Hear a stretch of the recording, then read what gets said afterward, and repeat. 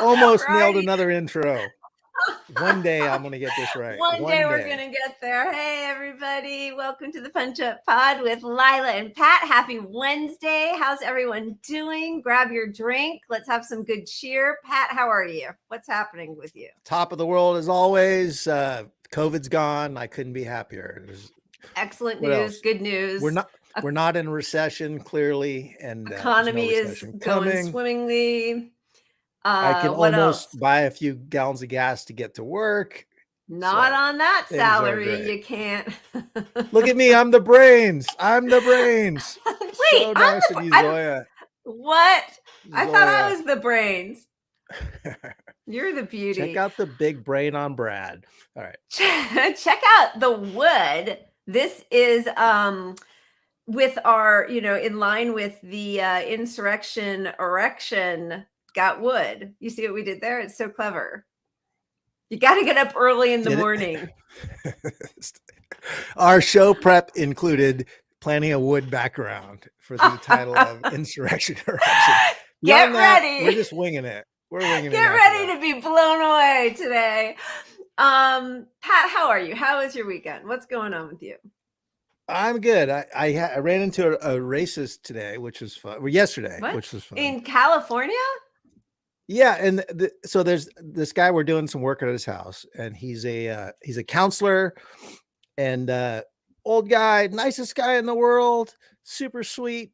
Turns out he's a Buddhist practitioner, and I work with the guy I work with is black also, so it's me and a black guy at his house, and he says, I can't read that stuff on that thing because I need those ching ching eyes. He says that out of nowhere to me and a black guy. And he's a Buddhist practitioner. That's crazy. He's like in his 70s. It blew me away. I'm like, what'd you say? The balls to just go there. I said, "Oh, great, sir." No, I didn't say shit because I mean, I gave him my shocked face because, we're in their house doing some work for them. And it's like, I'm not the company guy. And here I'm with the boss's kid. Yeah. And I just roll with it somewhat, but we didn't connect stinks. on that level. But racism exists and it's everywhere. And, as a white person, you see it you see the closeted racism all the time. Yeah. Or the jokes, people who think they're being funny and they can get away with it in front of you. Although the chutzpah, to do it in front of you and your black boss, who's like, I would imagine then could make like through the transitive property, as soon as he leaves the room, maybe a different joke comes out, right? Like exactly. Yeah. Exactly. Yeah. But at least we're going to charge him thousands of dollars for the work we do. There you go. So that's right. It works. Yeah. Well, all right. How was yours? See, I never expect you to ask me that, Pat. It was good. It's good. Both my kids are home, which is so nice. My older son's home from college, and I'm just getting a lot of family time in, and any snuggle anyone will allow me, which, they're few and far between, but boy, do I grab them up as soon as I can because, I miss him when he's gone. And I know my younger one's going to be gone in a couple of years. So I'm just kind of, enjoying the summer, and the time I have with them is really nice. Well, I know one of your sons is a great cook, so I respect that part of this loving relationship. He can cook. Good guy. Thank you. Yeah. When Pat was here, my younger son, Xander, made a spread for us on the grill. That was really fun. Yeah.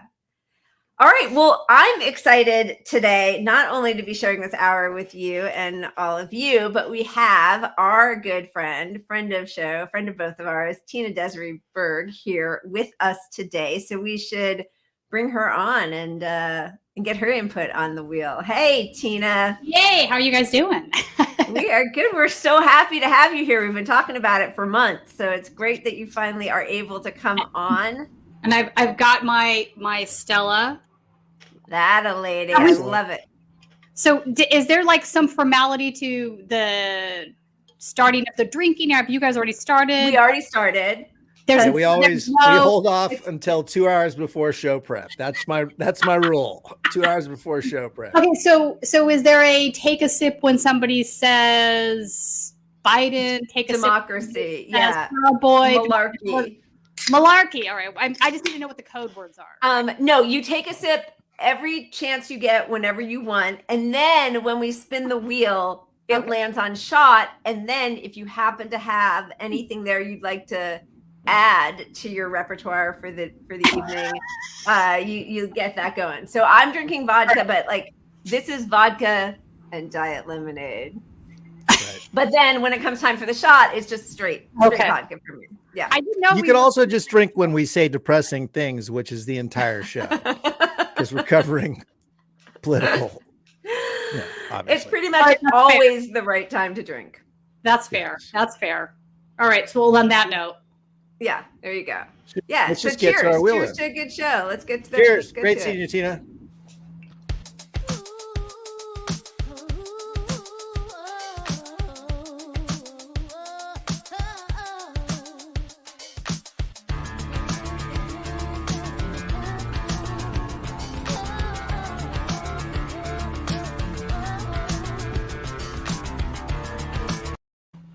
All right, so let's see we're what back. we got today.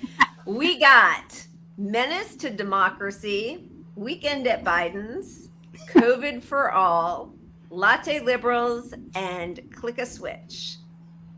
You can't just click a switch. You but let's cannot spin it. just click a I don't know what clicking the switch is, but I'm clicking this switch to spin the wheel. So you can probably click a switch. Just suggest it's possible.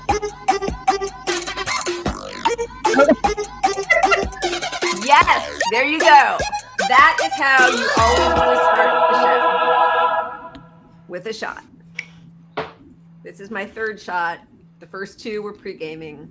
All right, here's to politics. Here's to democracy. Democracy. Let's save democracy. Democracy is on the Vote ballot. harder. Cheers. We got this.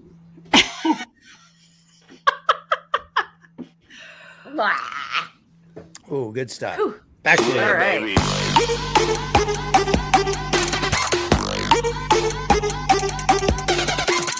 almost got a shot. All righty. Let's start it off. How The many rumors. shows are all done now? Well, that's my third, but it was only the first official one on the show. You do not want me to do 3 shots. I'm a lightweight. I will be like slurring, cussing. That's what great we're fun. aiming for. That's right. We're here to ruin careers. Yeah, that's get everyone canceled. Yeah, so let's talk about Biden and his chances for 2024 and what we're thinking about that. First, it is being heavily rumored and pushed everywhere that Dem elites are not happy with the guy they installed as our candidate. Yeah, that's not shocking. I mean, listen, his popularity. See, I already can't. Right. It's a His stutter. popularity polling is very low right now, so it's a It stutter. is- Yes, it's a Yeah. stutter. Excruciatingly low. And one of the things that Dems really made sure they did was not have a deep bench of popular politicians. You know, when Hillary ran, there were 3. And then now they ran all of these just like neoliberal suits, and not one of them is popular or could beat Trump. So what is a DNC to do? I think they're in deep trouble and they know it. Yeah. They do know it. Absolutely. That's what they're trying to shut down any talk of Biden not running first off. So, you know, the whole Which point of they that should is not like, be doing. I don't think personally, my opinion is Biden should not be running again. He needs to step back. Well, because we know that he would lose, right? I mean, pretty much, unless there's some incredible act of God, which happened to happen for him this past time. I mean, I don't think he would have won if Republicans and if Mitch McConnell had allowed Trump to give out those $2,000 checks, which he was talking about, but they wanted him gone also. They wanted a stable conservative like Biden. But I mean, everything was aligned for Trump to lose. I mean, for Biden to lose. his own stupidity telling his own voters not to trust the mail-in ballots, you know. Yeah. So yeah, I mean, I think the bottom line is this last election wasn't a mandate for Biden. It was just people don't want Trump. Right. It really boils down to 100%. that. And I do think you're right. If he had installed some sort of UBI, that would have had a different outcome. If he had handled COVID better, Yep. that would have had a different outcome. The way Biden's been handling COVID. No, which was but at the time. No, I agree. No, I know. But like, that's the one thing I thought that actually he might do better. Yeah, no, Biden has not handled it any better. I mean, it's like shocking to me that they gave out a couple $1,000s total an entire giant period of time and thought that everybody would be okay. And now, we're dealing with massive inflation. The Fed's just raised interest rates 0.75%, which is the highest it's been raised 20 in years or something. 28 years. 28, And the short-term pain from that is going to be really painful. So any kind of a variable loan that is out there is going to see a rate increase. Price of consumer goods are going to go higher before they go lower. The economy is in a very precarious position, has been for a long time. But the main reason it's so untenable is the income inequality. So the smallest of things are driving much larger stakes for the average American.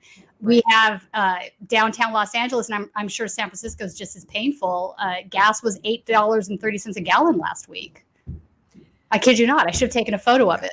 I mean, it's insanity. And even though the Biden administration is bragging about high employment and wages going up, I think wages have gone up, 3%? And inflation is between like 8 and 11%. It's nonsense because listen, minimum wage is $15 an hour. $8.30 is more than 50% of that person's hourly pay. Yep. That's right. Add to that you have rent that's like averaging $2,300 a month for a studio in Los Angeles. This is insane to me that this is the position we're in. And they're all like this, not wanting to pay attention. Telling us that it's just a messaging problem and why don't you know how great it is? Yeah. It's definitely not a messaging problem. And I also think here in Los Angeles with the current, where we are right now with the elections, here in Northeast Los Angeles, we have two progressive candidates that ran as more or less as open socialists, taking the lead over corporate incumbents. So I think on the local level, there is change coming. Obviously people cannot make ends meet. They're looking for solutions outside of just voting a party line, I think on that level. I don't know where that pushes you as far as the presidential level, but I think Biden's in a very bad position. I think he should not run again. I think there should be an open primary for the Democratic Party. And on that note, I'm going to drink. Here's where it pushes. Amen. Here's where it pushes people. 58% of voters are open to backing an independent if faced with Biden and Trump. Where is that coming from? That's really interesting, actually. Isn't that a good one? I know. That was from a couple weeks ago. Is it 58 or 68, Pat? That's 58. Amazing. That's 58. Okay. Yeah. You know who ran that poll? I want to go look at that now. I feel like it might have been Axios, but I will see if I can find it and send it on to you. But the problem is that's now, and then when faced with the propaganda of do you want to? It's either this or Trump. Then people, like we were just talking about relatives and family, friends, and listen, you know how many people. I'm going with this every time because fuck Trump. Which is unfortunate. Yeah, that's where we're at. That's what pisses me off. Is this should not be our choice, right? It really should. You see what's happening in France, right? So Mélenchon, who was the sort of lefty guy, is actually kind of consolidating a group of people. He might end up becoming prime minister if he plays his cards right. He did not just fall in line and say, well, we have to only just support Macron. System. I wish we had that here. We don't have. There's the benefit to a parliamentary system is you do have that play, right? So because you have to build a coalition government, you will often see people doing trades, what have you, in order to make that happen. We unfortunately are stuck in this two-party system, and both parties do everything possible to maintain it. Yeah. By the way, thank you, Saul. He's saying that this was a Harvard Caps Harris poll that was Thank from. you. Thank you. Really, that's fascinating. So that's really good actually in a lot of ways. Now also, but here's my other thing. It depends on where that is directed, right? So another thing that we're seeing right now, which is a little bit disturbing for me, is that you have a lot of anti-establishment thought out there. It's not moored to any real principle. It's just Right. anger for the sake of anger, or it's contrarian for the sake of being contrarian. And if that's the extent of your outlook, this is not a political ideology. It's Right. you're going to end up supporting some very untenable positions, I think, and we're seeing a little bit of that right now. Yeah. You know, Yeah, it's so frustrating. Sorry, go ahead, Pat. Well, I just want to say I agree with that 100%. I mean, anti-establishment is not a solution. I mean, Right. it isn't. But calling out Sort of fall into this neo-fascist pool of the alt-right. You know what I'm saying? Right. Of course. But on the other hand, we're in a position right now where we're arguing about 2024 already, as if there are no solutions for Democrats increasing their popularity. Right. And right. like, because we have met the Democratic Party. Yeah. So, Well, I mean, you've got Biden predicting a mini revolution in November. Really? So they're hoping that Roe v. Wade carries them all the way, Roe v. Wade and guns. It might. I think we are looking to see that overturned in the next couple of weeks, and it's disgusting that this is happening. But right. And it might be enough, but it isn't enough to it might be enough, except that right now, it isn't enough if you're starving, if you don't have health care. That's the problem. I agree with you. No, well, I mean, they're just pushing the can down the road. They're pushing the can down the road. They haven't codified it in 50 years. We do have both chambers of Congress and the presidency. And instead of Biden saying we're eliminating the filibuster, this is women's healthcare is healthcare. It's a human right. This is what we're doing, fighting for it, even if he loses. But instead, we saw all of the Democratic establishment go and help out, Henry Cuellar at the exact same moment that the Roe v. Wade stuff was coming out. Now I definitely have to drink. Yeah, you do. Of course. I told you you'd get depressed. I mean, but you're right. Like, how are they supporting that guy down in Texas? It's insane to me that's and she could have won that election if they hadn't done that, I think. It was like by 300 votes, I think. It was very close. I'm happy to say that I interviewed Karen Bass 2 weeks ago. Yeah. And he 100% supports getting rid of the filibuster. Oh, that's good. So there are Democrats that are more towards the establishment center, like she is. I mean, I think she has some progressive things that she supports, but I don't think she's a full-on, lefty progressive. Right. But point being is that there are part of that part of the party. There are folks in there that disagree with Biden's line on this, and they should, and they need to push him. They need to push him to just fucking stop it. I'm gonna have another drink. Vocally push back against him every chance they get. Mm-hmm. This was interesting. Let's take a look at AOC talking to Dana Bash. Before we go, I just want to ask about President Biden. He is saying he's going to run again in 2024. Will you support him? If the president chooses to run again in 2024, I mean, first of all, I'm focused on winning this majority right now and preserving a majority this year in 2022. So we'll cross that bridge when we get to it. But I think if the president has a vision, then that's something certainly we're all willing to entertain and examine when the time comes. That's not a yes.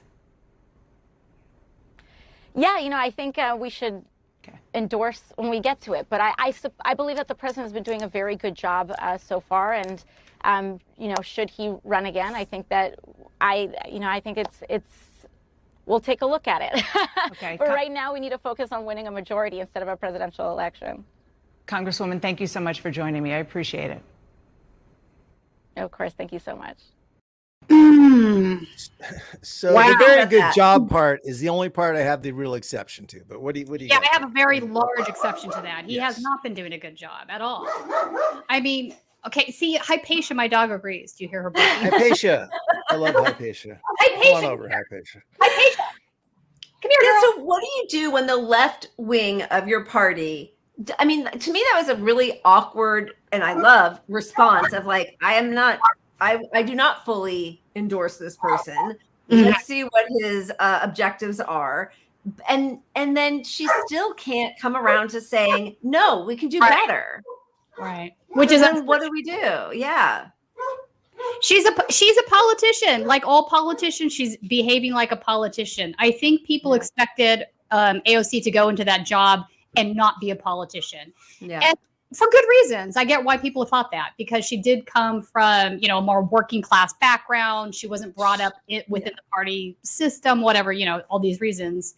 And she said she was going to bring the ruckus. She'd be a one-term congresswoman, you Did know. she push it for So one term? I don't remember that. yeah, Might be she right. said the strongest politician is a one-term politician.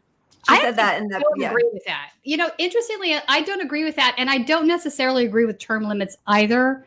I don't think they're a solution because sometimes you throw out good people with the term limits and sometimes they're constantly campaigning to get the job because of the term limits, meaning Right. that because I've got 4, you know, if you're looking at like a 2-year position, you're constantly running for office and you're not doing the work that you're supposed to be doing Right. in that office because you're constantly fundraising, you're constantly Right. campaigning. So I'm not sure that they're the adequate solution that we need. I don't think it gets money out of politics. I think a lot of people thought that it would.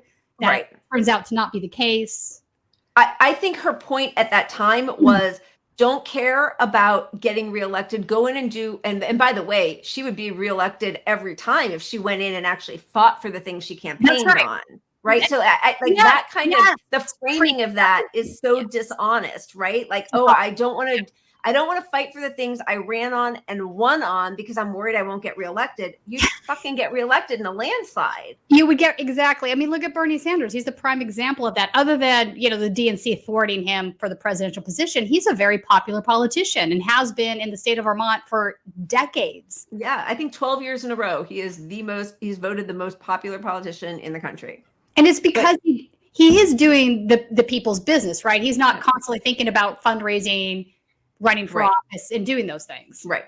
Yeah. Right. Absolutely. But even Bernie, and I love Bernie still, I do. But none of the squad or Bernie are calling out any of Biden's COVID policies. They're not. We're literally in a place right now where they could be saving people's lives by putting pressure on Biden to change the COVID policies, and they're not. You've got AOC right here saying, "Oh, he's doing a great job." I mean, while sort of backhandedly saying she's not backing him, but like, what is the trade-off for her support in that area? What is she gaining by that support? Yeah, because I mean, I'm not a force the vote person, but she didn't get, you know, her excuse for not backing force the vote was that, you know, they would get all these committee assignments and $15 minimum wage, leverage that for 15. So she didn't leverage it for 15 minimum wage. She's deluding herself. They were never going to get those positions. Those positions by design, go to the power players in the party. And by power players, I mean folks that are bringing in major dollars, major donors, or other types of horse trading that's going on. So no, these progressives that are like, you know, basically freshmen in Congress, they were never going to get those positions. So that's a ridiculous argument, in my opinion. I agree. Yeah. Right. And I'm getting what's happening here. But because of that, like what, you know, you can understand why there's so much cynicism that they are enabling. And and because of that, you've got a lot of progressives that should be getting support, but there's a lot of people that have just lost faith entirely. Like even and they're not voting now because of it. The turnout in this primary was shit. Yep. And I can implore people, listen, I don't think electoral politics are going to fix everything that's broken in this country. I don't.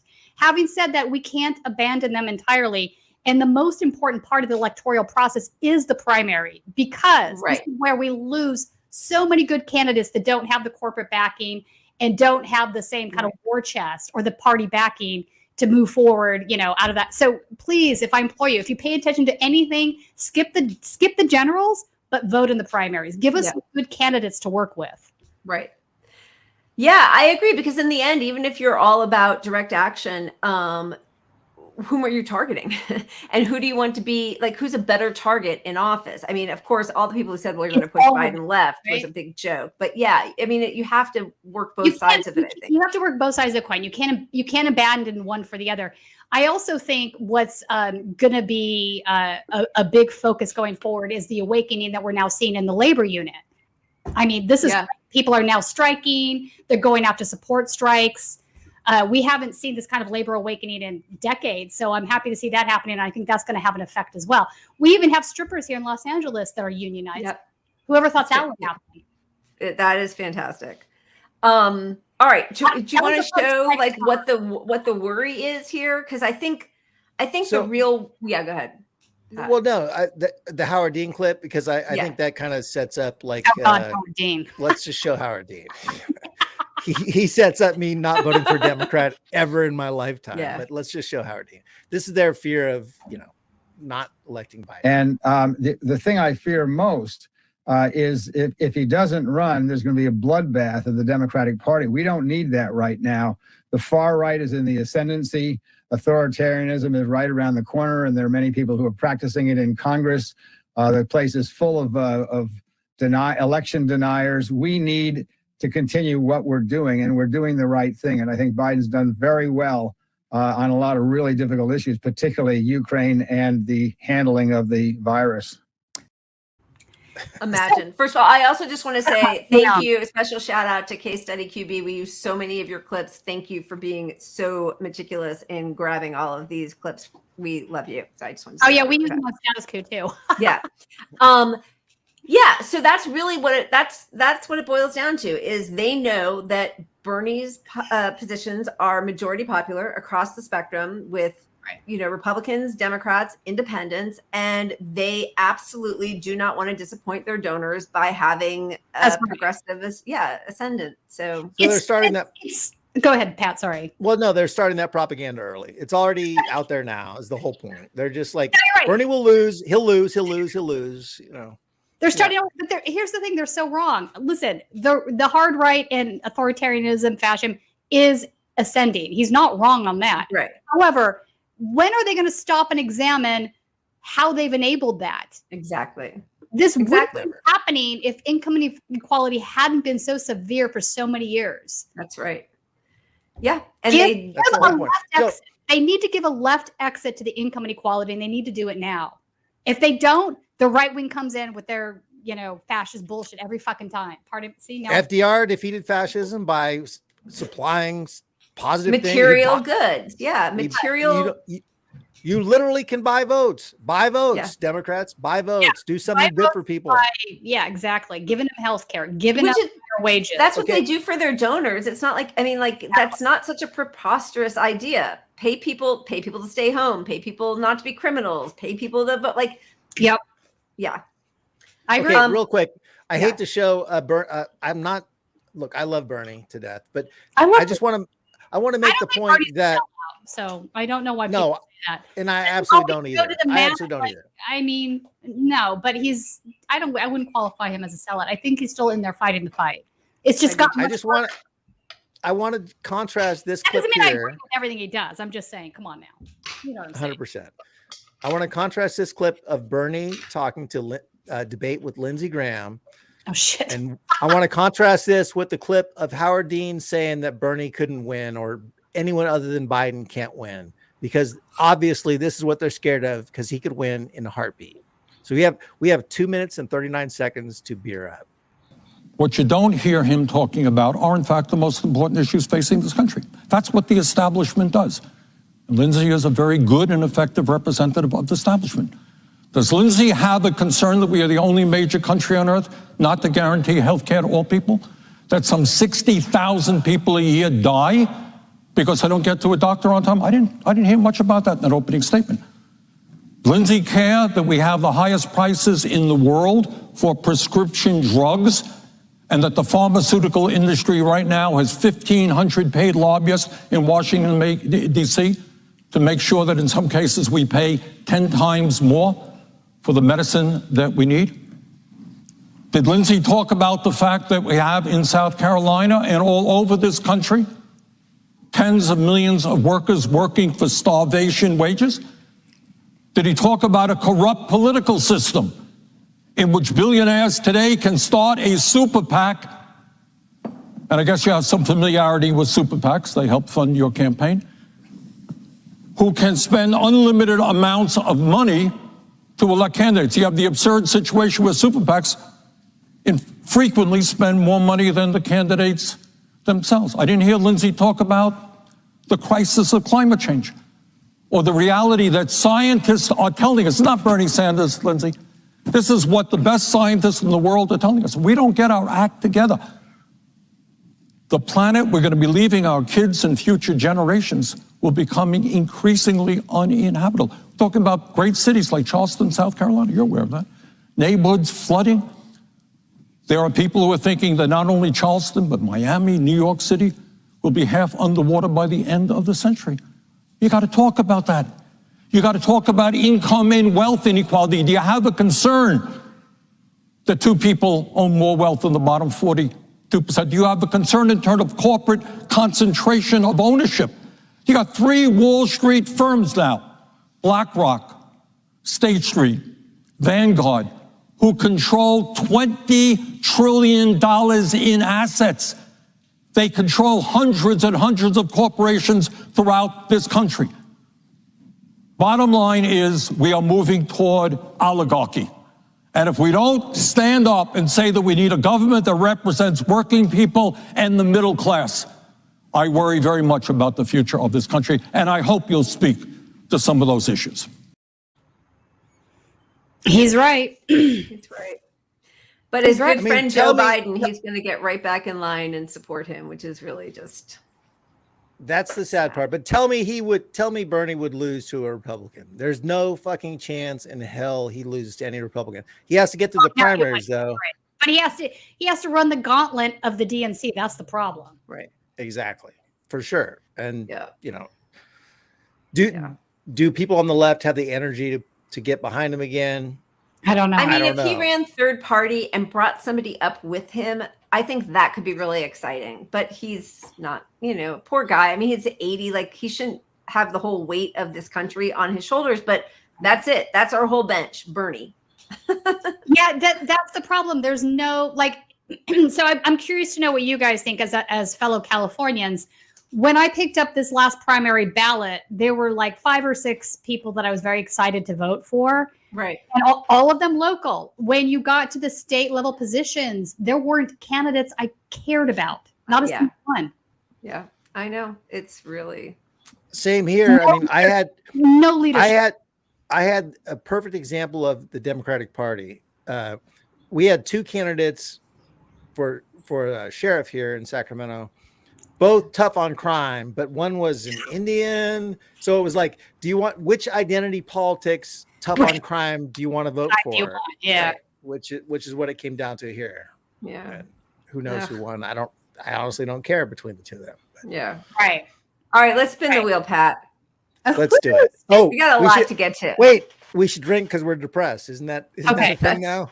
If you're depressed, you should definitely drink. You should. No, don't. Actually, if you're depressed at home, don't drink. Yeah, I'm not endorsing that. I'm Fine. just letting I'm you know not- how I run my life. This is exactly and mine. But Cheers. Yeah, Let's go. baby. oh, that's a shot. That's what I'm talking about. Do I do another one? Oh shit! I don't know if I can handle it. All right, I'm gonna do a little You bit can of a handle one. it. Come on. I know. What kind of? You're I a gotta play by pro. the rules. I'm just a player in the game, baby. You know what this is reminding me of, Pat? Where were we? I was covering some Bernie event. You were there, and Iron Stash was speaking, and he started talking about that guy, and I can't think of who it was. And we had been drinking, so I was like, "Yeah, fuck that guy" from behind the camera. Oh, you were. Tina was the ultimate heckler to Iron Stash, but not heckler, but like In a she good got way, in but it. like, She yeah. was- With him. It was after the DNC. It was in LA. was It that? was in San Francisco after the Bernie rally. I don't know. Who knows? I've already forgotten all of that. It's all a blur. The good old days. I mean, Iron Stash was right. I was like, "Yeah, fuck Yeah. that guy." God, Oh that my- takes me back to such a This is why I unified don't time. drink Like, this is why I like- don't drink on the job, because if I do, all of my thoughts just spill out, and I'm not supposed to do that. No, that's There what were we so- love. There were I'm thinking back. There were so many people at that event that like, there's such a war on the left with other people that like some of the people that were there, I'm like, oh, I wouldn't want to see them now because we are at war, and Yeah. it's so crazy. Because a lot of these folks aren't truly leftists at this point. They've Right. sort of, out of their anger, which I understand what's driving the anger, I do, they've sort of embraced kind of alt-right adjacent sort of things. And it's just not something, I'm not down with it myself. Yeah, it really lacks a But true you're- ideology, but it's yeah. It lacks a true ideology. And if you're running around Twitter defending guys like Jack Posobiec, and I never say that guy's right, who is literally a neo-Nazi, then I don't have time. Yeah, absolutely. And All right. Go I'm ahead. just going to say something really quickly. Movement for a People's Party, who morphed into the nobody else has to comment. I just want to put my own 2 cents out there. But holy fuck, emails are getting sent out to run Jimmy Dore as president. Come on. Let's just have some reality here. Funny guy. He makes some great points, but I don't think he's a politician. Yeah, that's just no. So okay, so if you're Jimmy Dore and you want to affect things, if you want to run for president, run as a fucking Democrat so you can get on the stage somehow and raise some hell. But if you're not on stage, you should just be a comedian on the side doing your own thing. And Movement for a People's Party, they've been transphobic as fuck. So yeah, I cannot endorse one fucking lick of that. So Jimmy, don't fucking get involved with that shit if you're not. I agree. Anyway, that was all me. Not Tina or Lila. I actually don't disagree. Yeah. But I'm just sick of that shit. Like, I am too. I will say though, I want more people running. Like, I want the people in power just to be fearful of what might happen. They're not running candidates. They're not designed to run candidates. The corruption that was going on internally with that board, you know, Jordan did the lead reporting on that, and I did some sidebar stuff on it. They're a hot mess. I think that the separate state parties that have kind of separated themselves from that now, but sprung from that, are doing those things, right? So in Texas, in state of Washington, they actually are running candidates on the ballot. So we should, notice that there's a difference here, is what I'm saying. Yeah. Pat. Fair. I hate to say it.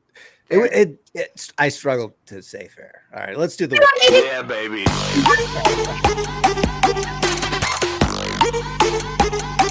Give me a shot. Latte liberals. So when I first got to LA, that's my favorite topic, by the way. Right? Some of my favorite actors really revealed themselves to be the limousine liberals, which we would call them, right? They could get behind, I mean, at that time there wasn't BLM, but, you know, like gay rights and women's rights, and they were just enough like virtue signaling. But when it came down to it, they were like, oh, well, I'm fiscally conservative, but socially liberal, right? And so the great hope of the DNC, if people remember from 2019, 2020, one of whom was this billionaire Starbucks owner, Howard Schultz. That guy. Right? Remember Literal that? latte. Yeah. And so I better just. This is him talking about worker power. We have to demonstrate to our people they can trust us, and we have to show up. Could you ever see doing that and embracing the union as part of it? No. Why not? The primary reason is we are in business to exceed the expectations of our customers. 100 million people come into Starbucks. The customer experience will be significantly challenged and less than if a third party is integrated into our business. And because they're not acting in good faith. Because we have a different view. And Aaron, I don't want to spend the entire time in the union. Come on. No, but I just want to understand it, because there's headlines every day about this at Starbucks, but this is everywhere else as well, Amazon and others. But I think there's a focus on, is there a way for companies and unions potentially to work together? And you know, given how progressive your company has been, there's lots of people who look at Starbucks. I was looking at a headline, Starbucks is a latte liberal until it's not. Well, it's a mean headline. National Review, by the way, not the New York Times. But I say it. I only say it because I think that there's a question: is there a way for both to live in harmony? My belief is that we have built a company that is centered around exceeding the expectations of our people and our customers, and that is the vision we have for the future of the company. God, make him shut the fuck up already. Is he serious? I mean, imagine thinking that the only way to serve your customers is to abuse workers.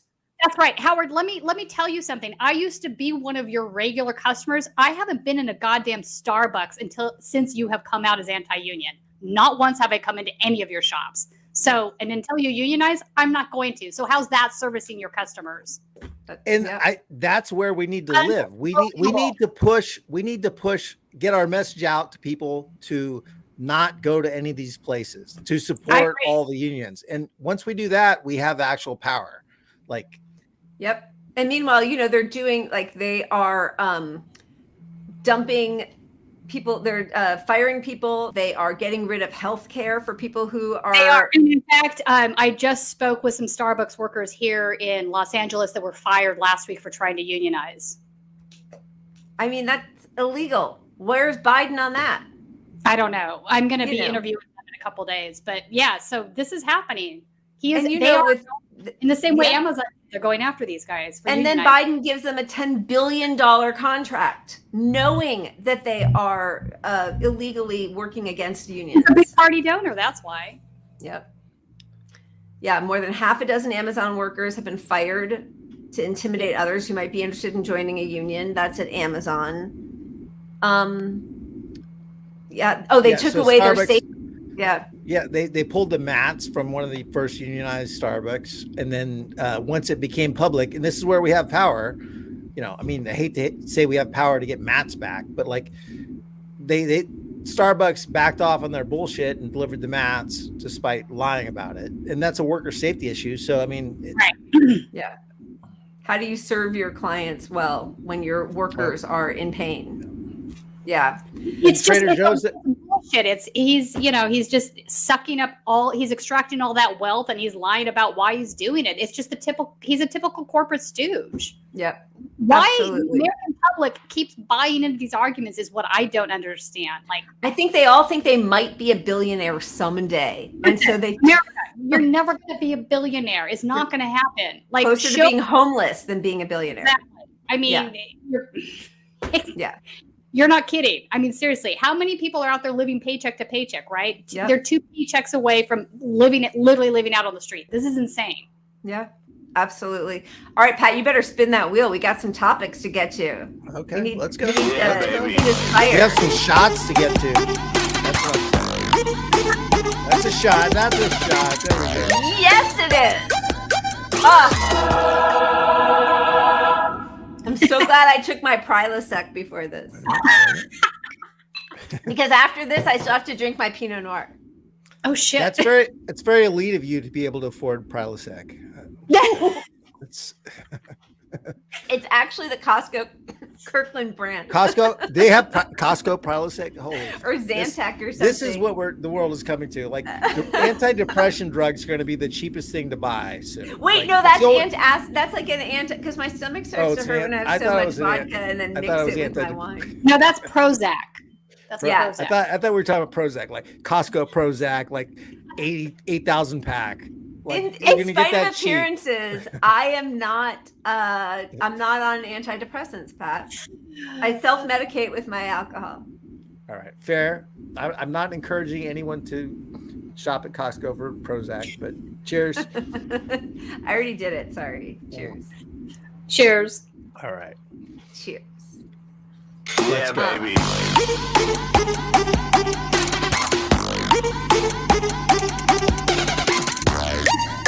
Menace to democracy. So what are you thinking about this J6 committee hearings to preserve our democracy? That's what this is all about.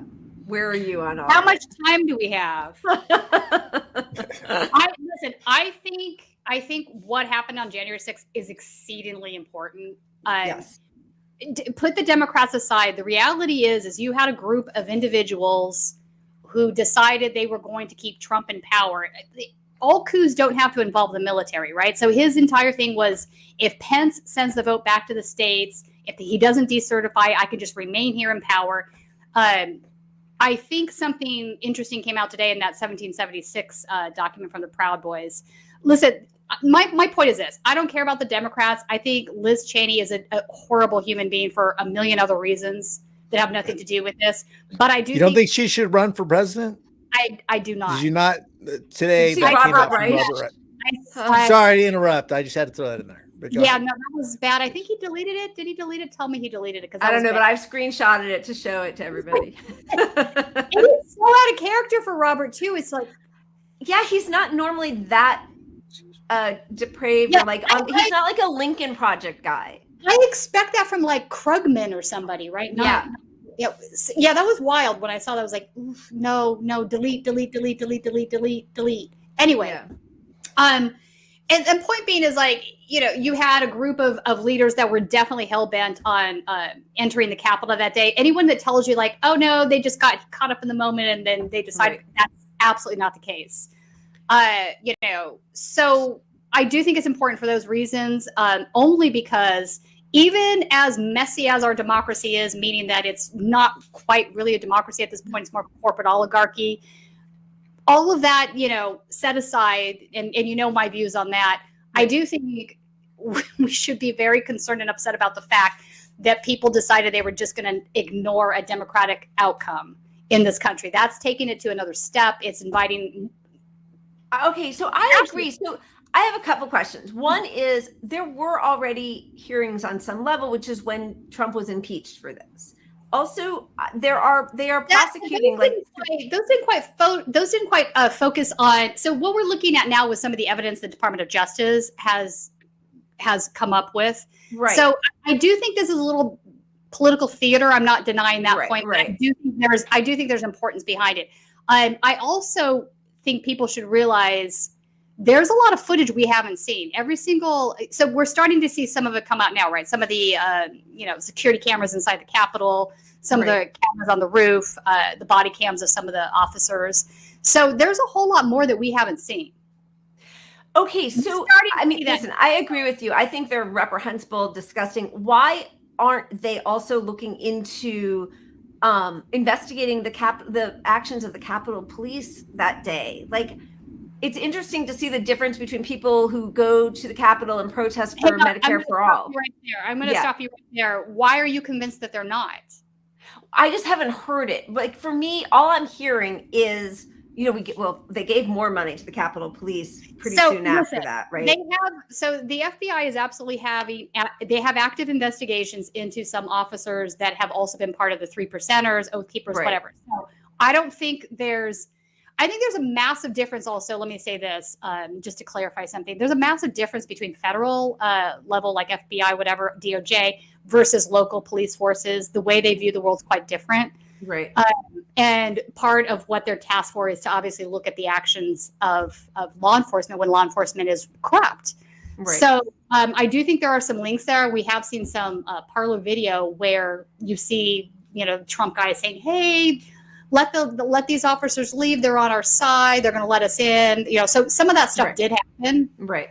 So I don't think that necessarily all of those actions are going to go ignored is what I'm getting at. I hope so, because I just feel like this is a lot of energy that's basically like a long campaign ad for Trump is bad, which I agree. But like, again, as we were saying before, like there are real concrete actions Democrats could be taking to stave off a takeover by fascist right wing. And if the Justice Department is looking into all of this, I'm not sure why this dog and pony show has to be happening when there are so many other, like, I'm glad that the Justice Department is looking into it. So, but these are two separate things, right? The J6 committee, that's part of Congress. And also for anybody that's like an uber geek and is really interested in this sort of things, this stuff gets televised on the House website on the daily. So if you actually want to watch committee hearings, they're making a big deal because it's the first time NBC, every other network besides Fox is running this, right? So it is a bit of, I'm not saying it's not political theater. Right. I do think it is as important, if not more important than Watergate is.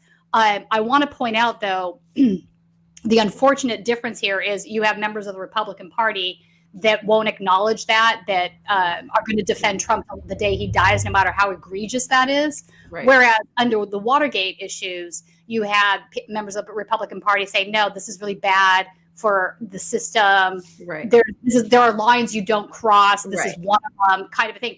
That we're in a different era now, and that's gone away. Now we have, these completely radicalized, polarized, politicians that are just not good at, like, it's team sports, like extreme. I mean, unfortunately, to me, it feels on some level worse that we are then looking at the sane Republicans like Liz Cheney and acting like we want her on our side. Yeah, I don't want war. I mean, I'm not saying that about you. I know you're not, but like, yeah. This is why we drink. Yeah, I mean, she voted with Trump 93% of the time. This is not a resistance hero. It shouldn't be. So I feel like those lines getting blurred. Like in my book, Republicans have always been disgusting and racist. We have heard them on tape from Nixon to Lee Atwater to they have been racist, disgusting people all along. Maybe they masked it a little better before, but Trump is all Republicans. Trump like ripped the Band-Aid off. Yeah. He left it right out there in the open. And by doing that, he encouraged other closeted Nazis to do the same thing. I mean, there's no two ways about the fact that we have a very serious increase in right-wing extremism in this country in ways that are like nothing I've seen. I mean, I'm 51 years old now, and it's way worse than I've ever seen it. I confronted some of these White Lives Matter Nazis on an overpass a couple weeks ago. I saw that. That was great. You are tough, my friend. My favorite Tina moment is her getting punched by some douchebag Nazi, and they turned it into a sticker. They did. Where they also turned Tina into a guy, so it wouldn't be some guy punching a girl. Yeah. And that's, I mean, I love that. Like, that just showed how awful how depraved these guys are. They're depraved. They are so depraved. And they all know who I am, so I can't. You are super brave, seriously. But I agree with you as far as the importance of like, I don't take January 6th unseriously, but I think we're in a place where like the Democrats are running on January 6th. They're running on these things that give them cover to not do anything for us. Well, but by not doing anything for us, they're just enabling the fascism to get ratcheted up to the next level. I mean, when is it going to stop? I'm gonna steal something that Ron Placone said once that I just love.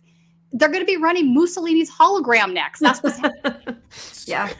Yeah. And we just keep marching further to the right. I mean, I say this almost every week, but like I ask my liberal friends, what is the difference between George W. Bush, who now they've all whitewashed and I miss him, and Biden? For a second, fuck George. You know what? In so many ways, George Bush was worse than Trump. The last 100%. Yes. Last effects that he has had on our government because of the policy changes that he made are immense, and we're still feeling them. Yeah. And I mean, if you want to see an insurrection, it's installing a president by Supreme Court in 2000, right? Like that was successful. You are not wrong. You're not wrong. Okay. What's the difference between Biden and George W. Bush? I do think there's some differences there, but that would be a whole hour. I do. I mean, slightly better. I'm not saying he's like, believe me, I hate Biden, as you know. I don't. Yeah. I mean, look at, so many problems we have now are because of Biden in Congress. Let's be honest. Yeah. Whether it's debt, whether it's, I mean, we can go down the list. So we're at a position where the public has to decide, is Biden the best guy to fix Biden's problems? No, we should not run again. And I'm going to say this again. Yes.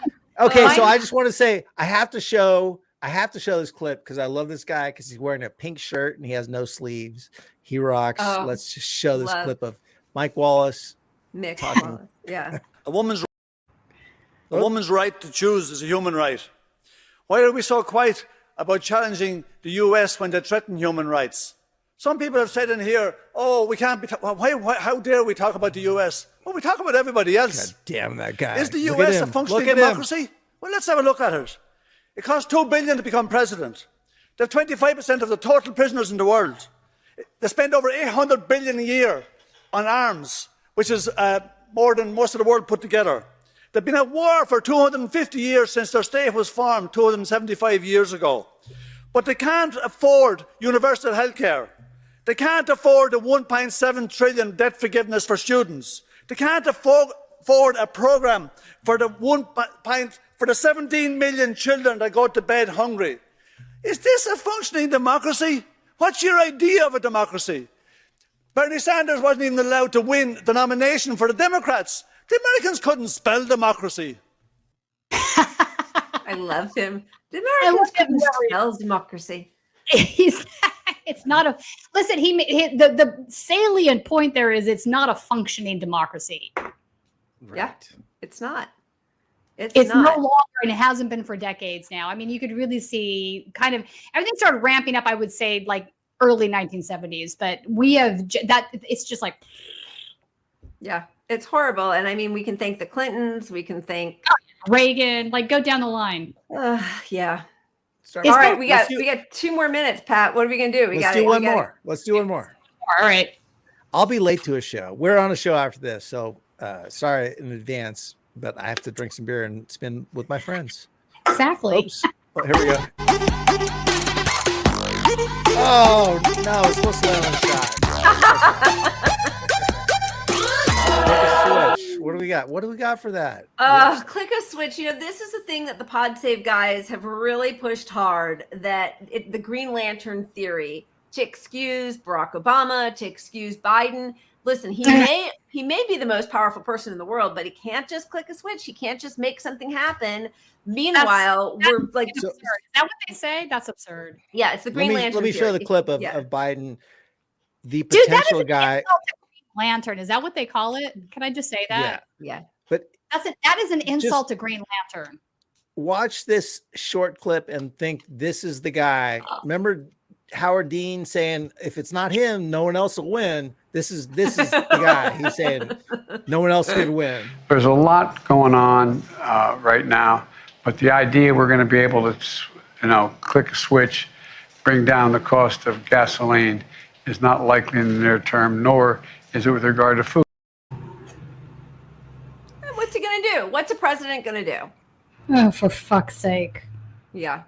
I mean, basically, they can't fucking control the monster that they built. That is the problem. Yeah.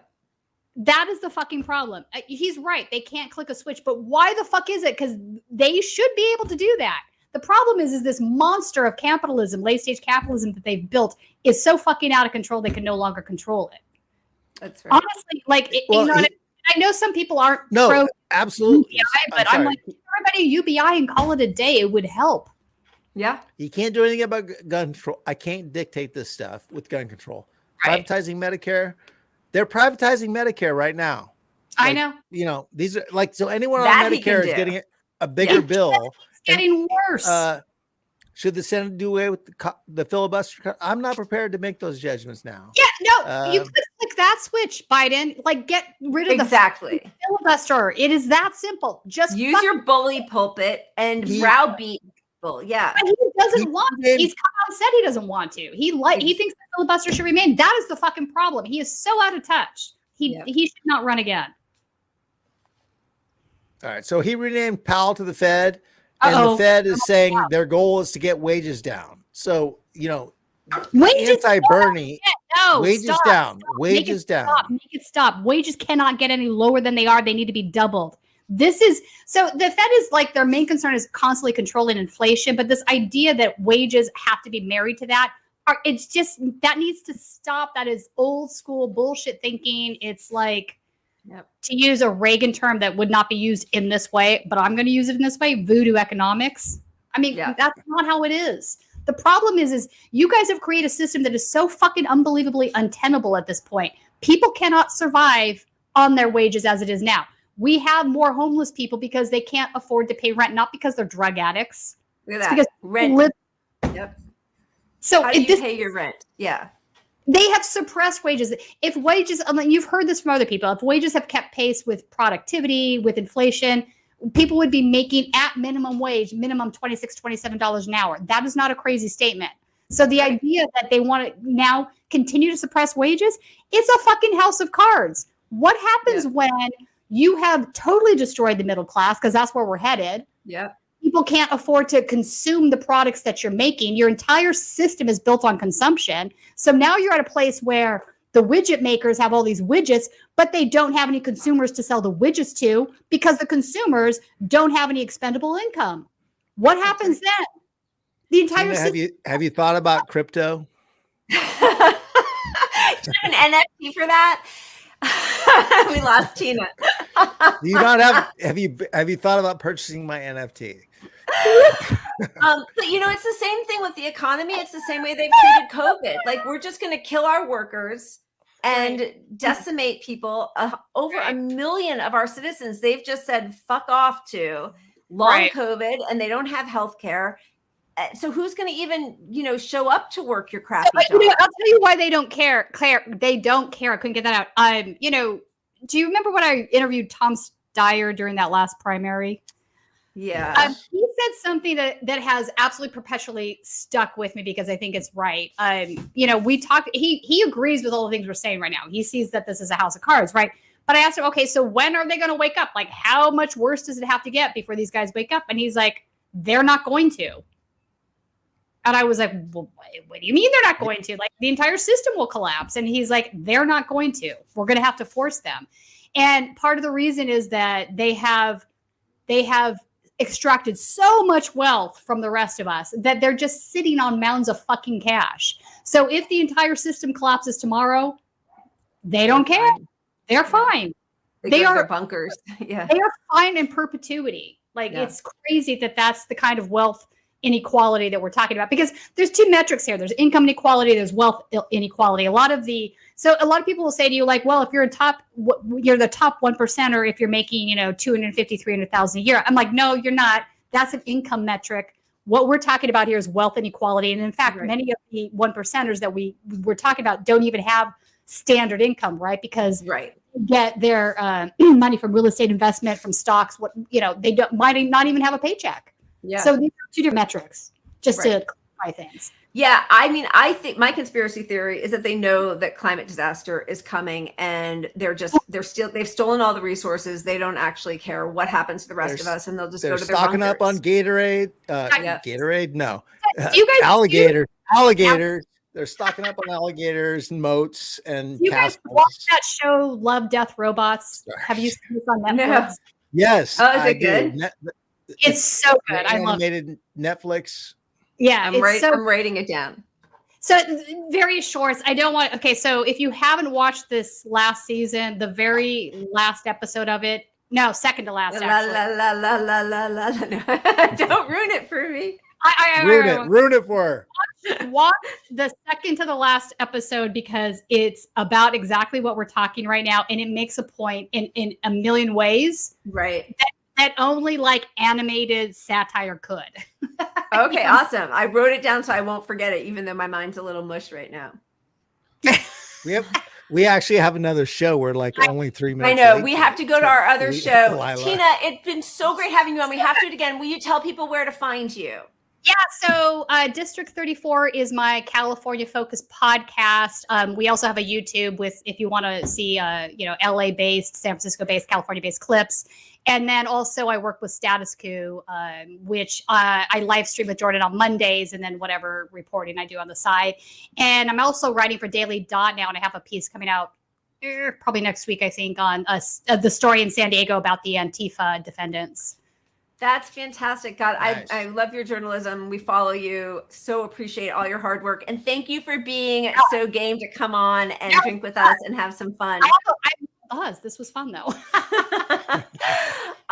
Thank you. And thanks to everybody for tuning in. I hope you will join us for this next hour on In Depth. And until then, keep punching up. We'll see you guys next week. Love you, Tina.